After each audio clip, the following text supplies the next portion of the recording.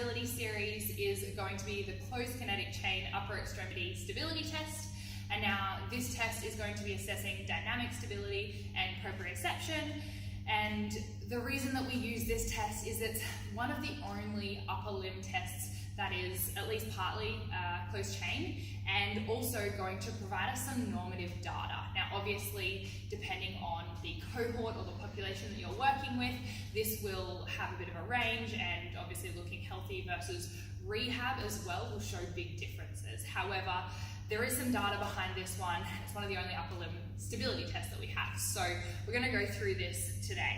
Now, what you can see here is that I've lined out our 91 centimeter gap. Now that's what the data says that we need. Obviously, if you have a really short person, 91 centimeters is going to be quite wide for this test. So you may decide to adjust it accordingly. Obviously then the norm data is not applicable. However, making sure that this test is specific to the person and just repeatable to them is the most important thing here. So what this test is we're going to start with our hands either side of these markers, 91 centimeters apart. And the idea is for 15 seconds, max repetitions from like a plank position, we're going to tap the opposite hand.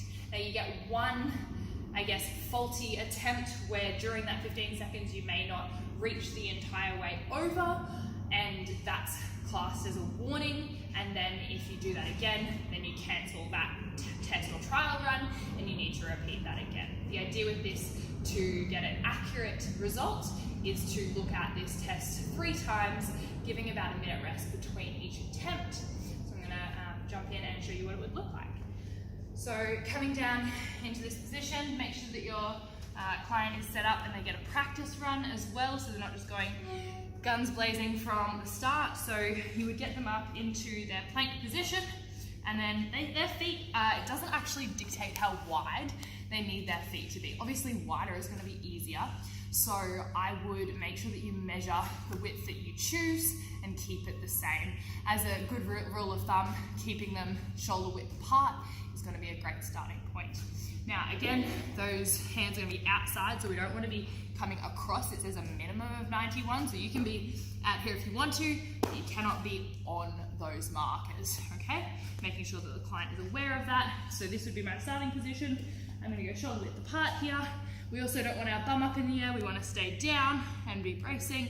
And we're going to come across, tap, come across, tap. You're obviously going to shift, yeah? The bum's going to move. We're going to come up in the air a little bit. It is primarily looking at our ability to shift the weight out of the shoulder and then into the other shoulder, okay? So I'm going to go for a couple of seconds and show you what it looks like for full speed.